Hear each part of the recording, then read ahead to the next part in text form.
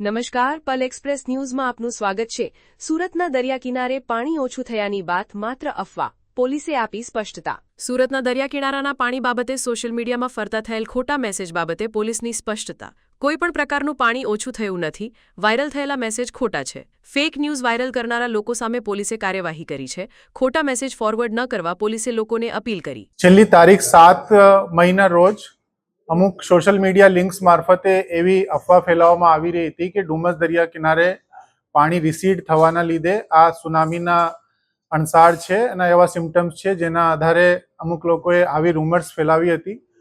Police અમારી જે સાયબરની team છે તાત્કાલિક એમાં જોડાવવામાં આવી અને એવા લિંક્સ આઈડેન્ટિફાઈ કરવામાં આવ્યા છે। 11 લિંક્સ જે હતા એ આઈડેન્ટિફાઈ કરી અને લિંક્સ દૂર કરવા માટે કન્સર્ન એજન્સીને પણ લખવામાં આવ્યું છે અને જે વ્યક્તિ આવા પ્રકારના રૂમર્સ ફેલાવતા હતા એમને આઈડેન્ટિફાઈ કરીને એમના વિરુદ્ધમાં ગુનો દાખલ કરવાની તજવીજ ચાલુ છે।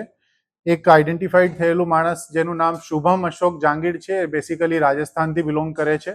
એમના વિરુદ્ધમાં બીએનએસની કલમ 353(1)B આધારે મિસઇન્ફોર્મેશન ફેલાવવા અને લોકોમાં પેનિક ક્રિએટ કરવાના આધારે ગુનો દાખલ થયું છે। આપના મારફતે હું એક વિનંતી કરવા માંગુ છું કે આવી કોઈ પણ પ્રકારની ન્યૂઝને આગળ ફોરવર્ડ ના કરવામાં આવે અને આ બધી જ ર્યુમર્સ જે છે બેસલેસ અને મિસઇન્ફોર્મેશન છે। આવી કોઈ પણ બાબત થયેલ નથી અને આ એકદમ સત્યથી વિપરીત છે કેમ કે આ એકદમ નેચરલ ફિનોમિના છે જે પાણી હાઈ ટાઈડ થાય ત્યારે ઉપર આવી જાય છે, લો ટાઈડ થાય ત્યારે પછી પાણી પાછળ જતું રહે છે। આવી ઘટના એકદમ નેચરલી બનતી હોય છે પરંતુ એને મિસઇન્ફોર્મેશન ફેલાવીને લોકોની અંદર એક અલગ પ્રકારનું પેનિક ક્રિએટ કરવામાં આવતું એટલે તાત્કાલિક કાર્યવાહી હાથ ધરવામાં આવી છે।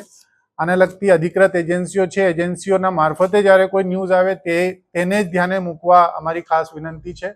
અમારા જે લોકલ પોલીસ તંત્ર છે એમને પણ ત્યાંના દરિયા કિનારેના જે ગામો છે એમના ગ્રામજનોની સાથે પણ વાત કરી અને એવા કોઈ લિંક એને ધ્યાને આવે તો એ તાત્કાલિક પોલીસને રિપોર્ટ કરવા માટે પણ કહેવામાં આવેલું છે। એમને જાગૃત કરવામાં આવ્યા છે અને બાકીની જે આગળની કાર્યવાહી ગુનો દાખલ કરીને અપરાધી વિરુદ્ધમાં કરવામાં આવશે એ આપને જણાવવામાં આવ્યું સર। લિંક જાહેર થઈ છે, કોણે કોણે રૂમર્સ ફેલાવ્યા છે?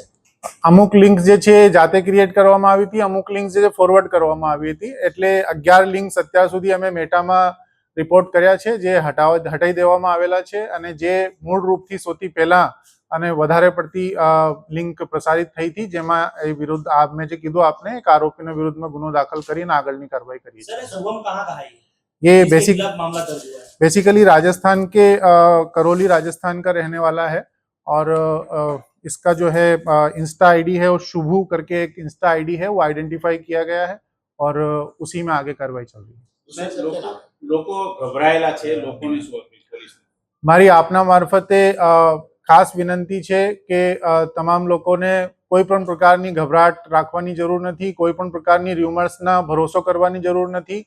એવી કોઈ પણ બાબત જે છે એ ક્યારેક પણ એવું બનતું હોય તો અધિકૃત એજન્સીઓ છે, ધારો કે અધિકૃત એજન્સીઓ એનડીએમએ છે, બાકી ઓર બીજી એજન્સીઓ છે એમના મારફતે આ સૂચના આપવામાં આવે છે। આવી પ્રકારની સોશિયલ મીડિયા લિંક્સના મારફતે કોઈ વ્યક્તિ આવી ખોટી અફવા ફેલાવતો હોય, આવી કોઈ મિસઇન્ફોર્મેશન ફેલાવતો હોય તો એ કાયદાકીય રીતે ઇલીગલ છે, એમના વિરુદ્ધ ગુનો બને છે, એમના વિરુદ્ધ ગુનો દાખલ થઈ પણ રહ્યો છે। એટલે આવા કોઈ પણ પ્રકારના રૂમર્સમાં ના આવવા અને ત્યાં એકદમ બિલકુલ નેચરલ ફિનોમિનાના આધારે લોકો અવર જવર કરે એવી અમારી આપના મારફતે ખાસ વિનંતી છે આખા સુરત સિટીના રહેવાસીઓને। ખોટી હકીકત બેસિકલી જ્યારે લો ટાઈડના હાઈ ટાઈડની પરિસ્થિતિ પેદા થતી હોય ત્યારે હાઈ ટાઈડમાં પાણી ઉપર આવી જતું હોય છે અને લો ટાઈડના દરમિયાન પાણી ઘણું અંદર રિસીડ થઈ જતું હોય છે। તો જે લો ટાઈડની પરિસ્થિતિ હતી તે વખતનો આ વિડીયો બનાવવામાં આવ્યો હતો ને એને એ પ્રકારે દેખાડવામાં આવ્યું હતું કે આ લો ટાઈડની પરિસ્થિતિનું નિર્માણ આવનારી સુનામીના એક લક્ષણ તરીકે એમને પ્રકાશિત કર્યા હતા। એ પ્રકારે એક મિસઇન્ફોર્મેશન અને ર્યુમર ફેલાવવાનો પ્રયાસ કર્યો હતો। આ ખરેખર અનનેચરલ છે કેમ કે આ સામુદ્રિક પરિસ્થિતિના પ્રમાણે આ હાવ એકદમ નેચરલ પરિસ્થિતિ છે। લો ટાઈડ થાય ત્યારે પાણી રિસીડ થઈ જાય છે અને હાઈ ટાઈડ થાય ત્યારે પાણી ઉપર આવી જ જાય છે અને એવી કોઈ પણ પ્રકારની ઘટના ક્યારેક કોઈ અધિકૃત એજન્સી દ્વારા પણ પ્રકાશિત કરવામાં આવી નથી। આ પોતાની મનગઢંત સ્ટોરીને વધુ પડતું પ્રચાર મેળવવાના ઈરાદેથી અને લોકોમાં મિસઇન્ફોર્મેશન ફેલાવવાના ઈરાદેથી રૂમર પ્રસારિત કરવામાં આવી હતી. હું એક વખત ફરી આપના મારફતે રિક્વેસ્ટ કરું છું તમામ સુરતના રહેવાસીઓ દ્વારા ને કે આ હાવ એકદમ સેફ છે. ત્યાં ડુમસના દરિયા કિનારે એ લોકો જાય, માણે અને કોઈ પણ પ્રકારની એવી અફવાનો ઉપર ધ્યાન નહીં આપે. સર, જે 11 વિડીયો આવ્યા છે એક જ છે કે અલગ અલગ સી ફેસના છે? એ સી ફેસ ડુમસના જ છે, પરંતુ એ 11 વિડીયોમાં અમુક લિંક્સ જે છે એ પ્રસારિત કરવા માટે ફોરવર્ડિંગનું યુઝ કરવામાં આવ્યું હતું. અમુક જે છે એમને પોતે બનાવેલા હતા. એટલે જ મેં આપને કીધું કે જે મૂળ વ્યક્તિ છે જેમના દ્વારા આ વિડીયો બનાવવામાં આવ્યો હતો એ વ્યક્તિને અમે ગુનો દાખલ કરીને આગળની કાર્યવાહી કરી રહ્યા સર, આરોપી શું કરે છે? લાઈક મેળવવા માટે આ આખું રીતે કરે છે? છીએ. એ હજુ ગુનો દાખલ થઈને પછી આરોપીની અમે જ્યારે ધરપકડ કરીશું ત્યારે વધારાની વિગતો આપને આપીશું. સાહેબ, લોકોમાં ડર ફેલાવો કેટલું ચિંતાજનક બાબત છે?